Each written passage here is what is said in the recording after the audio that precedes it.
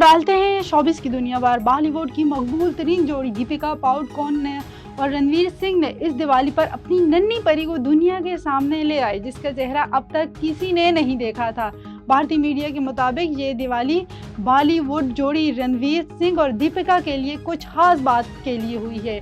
उन्होंने मुंबई में अपने घर पर करीबी दोस्तों और अहले खाना के साथ दिवाली मनाई। इस मौके पर सहाफियों की बड़ी तादाद भी मौजूद थी।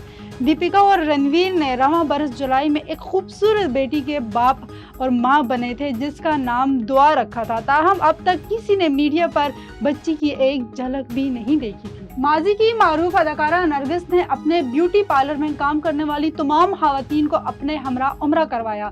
नरगिस ने नेकी के इस सफर के दौरान मुमताज इस्लामी स्कॉलर मौलाना तारिक जमील से भी मक्का मुकरमा में मुलाकात की।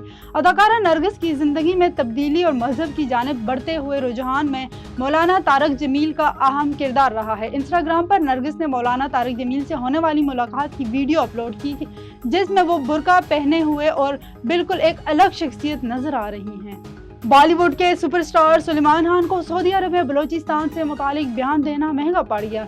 इन दिनों बॉलीवुड इंडस्ट्री के तीनों मशहूर खान सलमान खान, शाहरुख खान और आमिर खान के साथ सऊदी अरब के दौरे पर हैं, जहां तीनों अदाकार मुख्तलिफ तकरीबात में मद्दाहों से मुलाकात कर रहे हैं और इनकी वीडियो सोशल मीडिया की जीनत बनी हुई हैं। एक मीडिया सेशन के दौरान सलमान खान ने एक सवाल के जवाब में कह दिया, बहुत से लोग हमारे मुल्क से यहाँ सऊदी अरब आते हैं, यहाँ पर बलूचिस्तान, अफगानिस्तान और पाकिस्तान से भी लोग आते हैं।